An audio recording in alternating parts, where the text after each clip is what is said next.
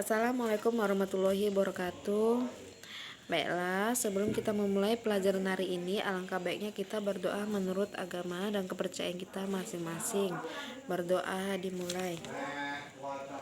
Berdoa selesai. Nah, apa kabarnya anak-anak ibu semua? Ibu harap semua dalam keadaan baik, sehat, dan semangat dalam mengikuti pelajaran hari ini ya. Nah, di sini tolong dibuka bukunya semua. Sini kita akan belajar tentang buku tema 2 yaitu selalu berhemat energi. Subtema 1 yaitu hemat energi ya. Baiklah, sebelum kita memulai pelajaran, Ibu harap semua kondusif untuk membagi kelompok. Tiap kelompok terdiri dari 5 orang. Nah, kalau udah selesai, kita akan mengamati tentang teks visual di buku siswa. Nah, coba anak-anak ibu perhatikan, di situ ada pembelajaran pertama yaitu subtema 1 sumber energi. Di mana di situ tertulis energi sangat penting bagi kehidupan kita. Semua makhluk hidup membutuhkan energi. Dan tahukah kamu sumber-sumber energi yang ada? Nah, baiklah di sini Ibu akan memberitahu sumber-sumber energi yang ada. Yang kita ketahui ada 10 sumber energi listrik yang menerangi hari-hari kita, setiap kita di siang hari, pagi, sore, dan malam. Yaitu yang pertama ada nuklir.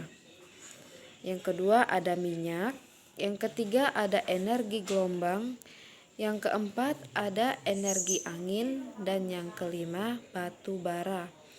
Dan yang keenam ada hidroelektrik, yang ketujuh panas bumi, yang kedelapan tenaga surya, yang kesembilan ada energi pasang surut, yang kesepuluh ada bromas dan ada energi dan banyak lain lagi sumber-sumber energi. Nah, baiklah, tiap kelompok akan menyampaikan apa-apa saja jawaban yang sudah didapat dari tiap kelompok ya, nanti disampaikan kepada teman kelompok sebelahnya. Nah kemudian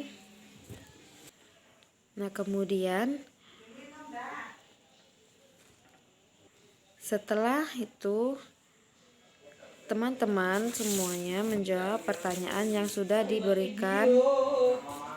Menjawab pertanyaan teman yang sudah memberikan pertanyaan kepada kelompok yang lain ya. Nah, sudah selesai. Nah, kemudian kita akan lanjut membaca, di mana di situ ada teks yang berjudul Matahari Sumber Kehidupan di Bumi.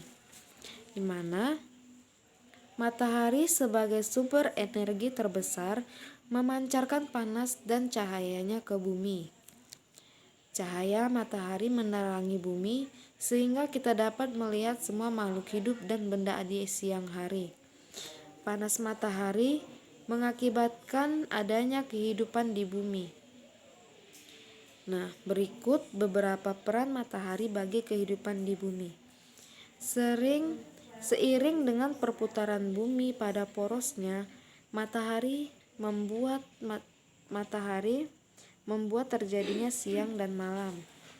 Yang kedua, seiring dengan kemiringan posisi bumi saat melakukan revolusi, matahari mengakibatkan terjadinya 4 musim di belahan bumi utara dan selatan. Yang ketiga, berperan pada siklus atau perputaran air hingga terjadi perubahan cuaca, mendung, panas, dan hujan. Yang keempat, berperan pada proses terjadinya awan hingga terjadinya hujan yang membasahi daratan hingga semua tumbuhan di darat dapat bertahan hidup. Air hujan yang tersimpan di tanah juga dimanfaatkan hewan dan manusia untuk berlangsungnya hidupnya. Yang kelima yaitu berperan pada proses fotosintesis sehingga semua tumbuhan baik di darat dan di laut dapat hidup, berkembang, dan membuat cadangan makanan untuk dikonsumsi si hewan dan manusia. Panas matahari mengakibatkan peredaran suatu udara yang memicu terjadinya angin. Tiupan angin kemudian juga dapat dimanfaatkan sebagai sumber energi. Dan yang keenam, panas matahari mengakibatkan air laut menguap. Peristiwa ini dimanfaatkan pada proses pembuatan garam. Yang ketujuh, cahaya dan panas matahari digunakan sebagai sumber energi pada panel surya yang mengubah energi cahaya matahari menjadi energi listrik. Dan yang kedelapan, cahaya matahari di pagi hari juga membantu proses terjadinya vitamin D yang berguna bagi pertumbuhan tulang pada anak-anak. Begitu banyak peran matahari bagi kehidupan manusia, baik hewan dan tumbuhan. Tanpa matahari, maka tidak akan terjadi kehidupan di bumi. Nah, untuk anak-anak ibu, coba diamati gambar tentang peran matahari bagi kehidupan di bumi. Coba diperhatikan gambarnya dengan teliti, detail pada gambar tersebut, ya. Nah, coba anak-anak ibu mengilustrasikan tentang manfaat lain matahari selain telah tertera pada gambar. Ibu ingatkan kembali tentang manfaat panas matahari, yaitu menguapkan zat cair yang terdapat di bumi, itu ya. Nah, baiklah, buka halaman selanjutnya, yaitu di situ ada peta pikiran siswa, ya. Yang diharapkan di sini anak-anak ibu dapat menggambar dan mengisi poin-poin yang ada di dalam peta pikiran tersebut. Nah, itu dia nanti untuk tugas di rumah. Coba anak-anak ibu gambar di buku gambar dengan rapi, bagus, dan jangan lupa dicat. Ibu mau gambarnya bersih. Dan jangan lupa di situ ada tulisan yang harus dilengkapi, nanti ditulis di rumah, ya. Nah, mungkin itu saja pembelajaran kita untuk hari ini.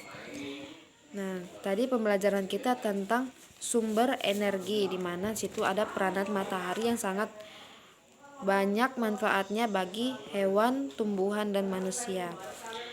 Nah, nanti di rumah coba anak-anak ibu dibaca-baca lagi bukunya, diperdalam lagi. Yang belum bisa membaca tolong nanti dilatih-latih lagi di rumah membacanya, ya. Kemudian PR-nya tadi jangan lupa dikerjakan, minggu depan ibu nilai. Nah, yang untuk peta pikirannya itu jangan lupa tadi diwarnai dan digambar dengan rapi. Nah, mungkin itu saja untuk pembelajaran kita hari ini. Kurang dan janggalnya ibu mohon maaf.